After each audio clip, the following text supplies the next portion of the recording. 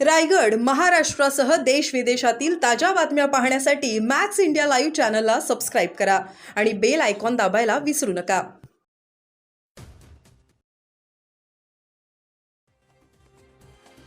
मुरुड जंजिराच्या विकासासाठी शिवसेनेने 350 करोडचा भरीव निधी दिल्याचा निश्चित फायदा होईल. सौ कल्पना पाटील. जनता विकासाला मत देऊन मला 100% विजयी करेल. कल्पना संदीप पाटील यांनी व्यक्त केला विश्वास. जागतिक पर्यटन स्थळ असलेल्या मुरुडला अधिक स्वच्छ, सुंदर व समृद्ध करू. कल्पना पाटील. आजवरच्या इतिहासात मुरुडला सर्वाधिक विकास निधी शिवसेनेने दिला. कल्पना पाटील. मुरुड जंजिरा नगर परिषदेवर शिवसेनेचा भगवा फडकेल. सौ कल्पना पाटील. रायगडच्या मुरुड जंजिरा नगर परिषद निवडणुकीत शिंदे शिवसेनेच्या थेट नगराध्यक्षपदाच्या उमेदवार म्हणून सौ कल्पना संदीप पाटील निवडणूक रिंगणात उतरल्यात. शिवसेनेकडून कल्पना पाटील यांच्या रूपाने सर्व परिचित, शिक्षित व तगडा चेहरा रणांगणात उतरविल्याने शिवसैनिकात मोठा उत्साह संचारलाय. तर विरोधकापुढे तगडे आव्हान उभे ठाकले. प्रशासनाचा प्रदीर्घ अनुभव, दांडगा जनसंपर्क, जनमानसांच्या प्रश्न व समस्यांची जाणीव, विकासाचे व्हिजन असल्याने सौ कल्पना पाटील या निवडणुकीत बाजी मारतील असा विश्वास जनतेतून व्यक्त होतोय. या नगर परिषद निवडणुकीत खासदार सुनील तटकरे व आमदार महेंद्र दळवी यांची प्रतिष्ठा पणाला लागलीय. तर ही निवडणूक शिंदे शिवसेना, राष्ट्रवादी, अजित पवार गट व शेकाप या पक्षात अटीतटीची व चुरसपूर्ण तिरंगी लढत होते. मुरुड जंजिराच्या विकासासाठी शिवसेनेचे आमदार महेंद्र दळवी यांच्या माध्यमातून आजवर 350 करोड रुपयांचा भरीव निधी उपलब्ध करून दिल्याने नगर परिषद निवडणुकीत शिवसेनेला जनता झुकते माप देईल असा विश्वास कल्पना पाटील यांनी व्यक्त केलाय.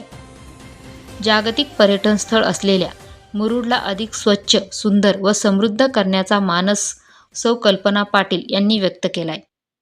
जनता विकासाला मत देऊन मला 100% विजयी करेल असा विश्वास सौ कल्पना संदीप पाटील यांनी व्यक्त केलाय.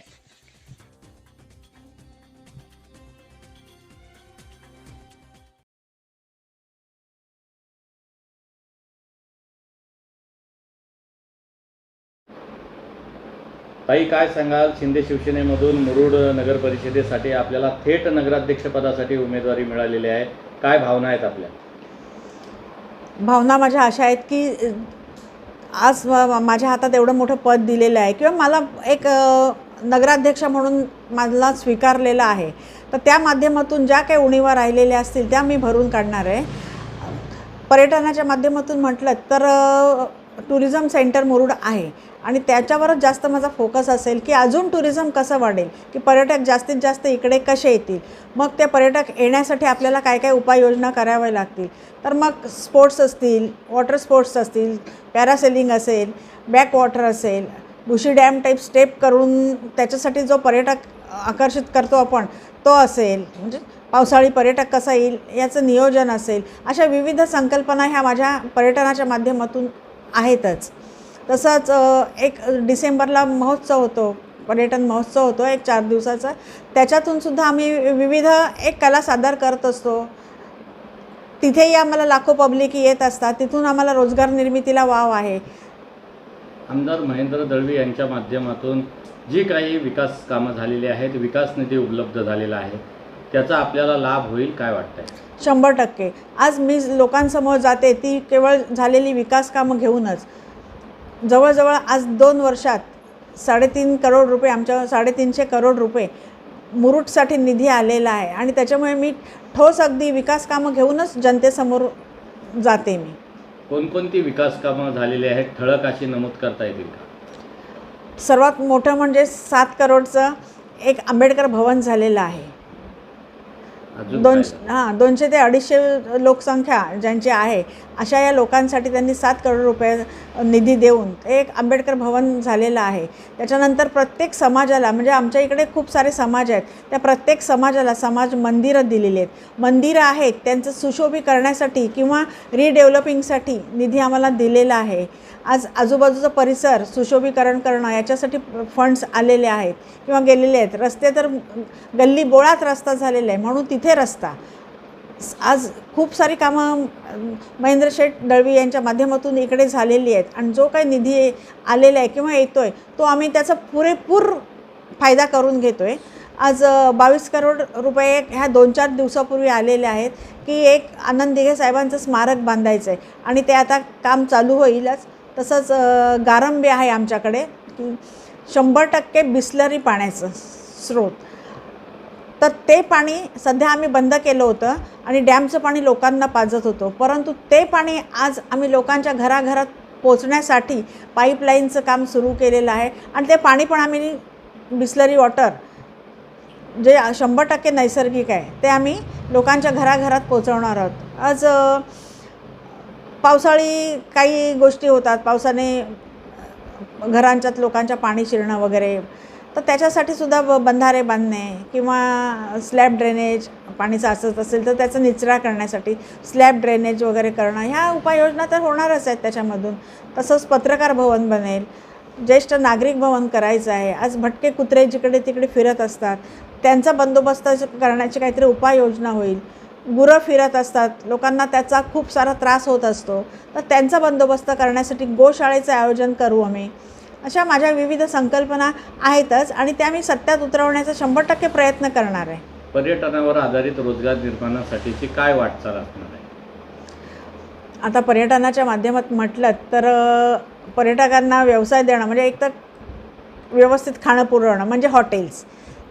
तर मुरुडमध्ये आता बरेच आमचे हॉटेल्स आहेत, म्हणजे फास्ट फूडचे स्टॉल वगैरे खूप सारे आहेत, परंतु नगरपालिकेची जिकडे जागा असेल तर तिथे असे गाळे किंवा हॉटेल्स, सुसज्ज हॉटेल वगैरे बांधून लोकांची कशी सोय होईल याकडे माझं जास्त कल असेल की जेणेकरून नगरपालिकेचं पण उत्पन्न वाढलं पाहिजे. आपण हे करायचं आहे ते करायचं आहे म्हणून नगरपालिकेचं उत्पन्न नसेल तर काही गोष्टींना आळा पण बसतो ना, मग तेही आम्हाला वाढवणं गरजेचं आहे. तर त्याला वाढवण्याचा चान्स काय आहे, तर मग आपण अशा काहीतरी उपाययोजना करायच्या की जेणेकरून नगरपालिकेचं उत्पन्नसुद्धा वाढेल. ऐतिहासिक, पौराणिक, ज्या पुरातनकालीन ज्या वास्तू आहेत, गड किल्ले आहेत, त्याच्या संवर्धनासाठी, संरक्षणासाठी आपण काय कराल? आणि जे पर्यटक येतात मोठ्या प्रमाणावर, तर त्या पर्यटकांना अधिक आकर्षित करण्यासाठी भविष्याच्या काळात काय आपल्याकडून काही विजन आहे? कसं आहे, शिवाजी महाराज यांच्या पदस्पर्शाने पावन झालेले हे आमचं मुरुड शहर आहे. त्यांनी इकडे एक पद्मदुर्ग किल्ला बांधलेला आहे, तो अर्ध्या ह्याच्यामध्ये राहिलेला आहे, त्यांचं स्वप्न ते अर्धं राहिलेलं आहे.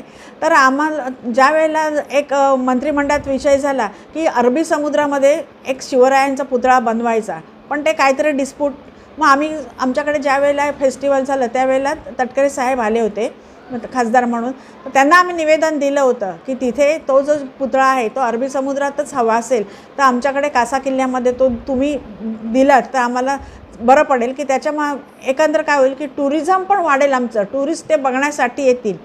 आणि फ्लोटिंग जेटीसाठी आम्ही एक निवेदन दिलं होतं. ते तसं काय अजून फारसं त्याला म्हणजे गती आलेली नाही आहे त्या कामाला, पण 2 वर्षापूर्वी मी ते निवेदन साहेबांकडे दिलं होतं. फ्लोटिंग जेटी तिकडे नाही आहे, ती जेटी व्हावी की जेणेकरून तिथे पर्यटक त्या किल्ल्यापर्यंत पोहोचू शकतील आणि लोकांना त्या माध्यमातून सुद्धा व्यवसाय निर्मिती होऊ शकेल. रस्ते, पायाभूत नागरी सेवा सुविधा देखील मानवी वस्तीमध्ये, लोकवस्तीमध्ये महत्त्वपूर्ण मानल्या जातात. वाहतूक कोंडीचा प्रश्न असेल किंवा इतर जे जटिल प्रश्न आहेत ते सोडवण्यासाठी काय प्रयत्न असतात? आता वाहतूक कोंडीसाठी पार्किंगचा विषय असेल, P1 P2 हे तर करणं गरजेचंच आहे. आज प्रत्येकाच्या घरात 2-4 तरी गाड्या आहेतच, मोटरसायकल असतील, 4 व्हीलर असतील, आणि त्याच्यामुळे मार्केटमध्ये होतो त्रास हा. मग त्यासाठी आम्ही काय करतो की P1 P2 एका दिवशी इकडे लावा, सगळ्यांनी काय असतील गाड्या त्या दुसऱ्या दिवशी तिकडे लावा, म्हणजे ह्या आमची उपाययोजना आमच्या त्यात केलेल्या आहेतच. पण अजून त्याच्यात काही सुधारणा कराव्या लागल्या तर मी ते नगराध्यक्ष झाल्यानंतर ह्या सुधारणा 100% करणार आहे. जनतेला आपलं काय आव्हान असणार आहे? आपल्यालाच या निवडणुकीमध्ये विजयाचा गुलाल उधळण्यासाठी संधी जनतेनं का द्यावी, काय आव्हान? आता जर का एक ATM आपल्याकडे म्हणूया आपण, जर का ATM आपल्याकडे आहे तर जनतेने त्याच्याकडे पाठ का फिरवावी? प्रत्येक समस्या आम्ही जनतेच्या सोडवलेल्या आहे. आज म्हटलं तर आम्हाला इकडे हे पाहिजे की आम्ही दिलंच जनतेसाठी, कुठेही आम्ही कमी नाही झालो. शेठच्या माध्यमातूनच शेठ लगेच देतात. आम्ही फक्त सांगायचं की शेठ आपल्याला हे करायचं आहे की महेंद्र शेठने लगेच ठीक आहे जा तुम्हाला काय बघा कसं, तो निधी ते लगेच अवेलेबल करून देतात. आणि जर का आपण जनतेच्या घराघरात शिरलो आहे तर त्यांनी आम्हाला निवडून देणं गरजेचंच आहे असं मला तरी वाटते की विकास कामांना त्यांनी प्राधान्य दिलं पाहिजे. यापुढेही जरी पण काय कुठे छोटी मोठी कामं राहिली असतील तर ती आम्ही करणारच आहोत ना शेठच्या माध्यमातून. आणि तो विचार करून तरी जनतेने आम्हाला निवडून दिलं पाहिजे असं एक माझं प्रामाणिक मत आहे. अटीतटीची लढाई आहे. समोर देखील त्या ठिकाणी सुनील तटकरे आहेत आणि ते देखील या ठिकाणी प्रचारामध्ये किंवा त्यांनी केलेल्या कामांचा देखील समोरच्या व्यक्तीला फायदा होऊ शकतो. कसं आव्हान वाटतंय की सहज ही विजयश्री खेचून आणता येईल? मला तरी सहज वाटते. काय वाटतंय तुम्हाला एकूणच? कशा पद्धतीनं हा विजय तुम्ही संपादन कराल? वेळ देखील प्रचारासाठी कमी आहे. खात्री आहे विजयाची? 100%, 100 का 101%. कसं आहे, मी मागच्या वेळेला जेव्हा नगरात आमचं एकच आहे, मी किंवा माझे मिस्टर असतील, की आम्ही जमिनीवर आहोत. आम्ही जमिनीवरनं वर जात नाही. आलं लक्षात का? तळागाळातल्या लोकांपर्यंत पोचण्याची आमची तयारी असते आणि पोचतो पण. काही असू दे, सुख असू द्या दुःख असू द्या, तळागाळात पोचण्याची जी आमची एक सवय आहे ती कदाचित मला फायदेशीर ठरू शकेलच. विकास कामं तर मी लोकांसमोर घेऊनच जाते. जी शेठनी केलेली आहे ती विकास कामं आम्ही लोकांसमोर घेऊन जातो आहे आणि ते लोकांनी मान्य पण केलेलं आहे की हा निधी, एवढा निधी आयुष्यात कधी कोणी पाहिला नसेल आणि आलाही नव्हता. म्हणजे तर त्याच्यामुळे लोकांनी ते एक्सेप्ट केलेलं आहे कसा विकास झालेला आहे आणि एक खुणगाट बांधून ठेवलेली आहे. ठीक आहे, मग आता आपण कोणाला मत देऊया? तर विकासाला मत देऊया. मग विकास कुठे आहे? तर विकासाच्या माध्यमातून कल्पना पाटील उभे आहेत, मग आपण त्यांना विजयी करूया. म्हणजे लोकांनी हे ठरवलेलं आहे. कालपासून आम्ही प्रचाराला सुरुवात केलेली आहे. प्रचाराचा नारळ काल फोडला आणि आम्ही प्रचाराला सुरुवात केलेली आहे. तर नगराध्यक्ष म्हणून मला एक डोर टू डोर लोकांना भेटणं गरजेचंच आहे आणि ज्या वेळेला लोकांकडे मी पोचते त्यावेळेला त्यांच्याकडून प्रतिक्रिया येतातच की आम्ही मनात ठरवलेलं आहे की विकासाला मत द्यायचं आहे. आज महेंद्र शेठनी जो काही विकास केलेला आहे त्या विकासाला मत द्यायचं आहे आणि तो मत तुम्हाला असणार आहे. असे कितीतरी लोक आम्हाला मिळाली की त्यांनी आधीच ठरवलं होतं की हे मत आहे ते आम्ही वाया जाऊ देणार नाही, तर ते विकासाला मत देणार आहोत.